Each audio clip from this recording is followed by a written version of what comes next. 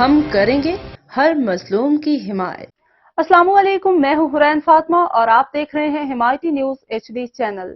نظر ڈالتے ہیں آج کی اہم خبروں پر۔ چکوال سفاق باپ نے اپنے 4 بچوں اور بیوی کو قتل کر کے خودکشی کر لی۔ پولیس کا کہنا ہے کہ بظاہر یہ واقعہ مالی حالات سے دل برداشتہ ہو کر اہل خانہ کو قتل کرنے کا لگتا ہے۔ تفصیلات کے مطابق تھانہ سٹی چکوال کے علاقہ مزدلفہ ٹاؤن میں 6 افراد کے قتل کا لرزہ خیز واقعہ ہوا، جس میں ایک شخص نے صبح اپنی بیوی سمیت 4 بچوں کو فائرنگ کر کے موت کے گھاٹ اتار دیا اور بعد ازاں خود کو بھی گولی مار لی۔ قتل ہونے والے بچوں میں 2 بیٹے اور 2 بیٹیاں شامل ہیں۔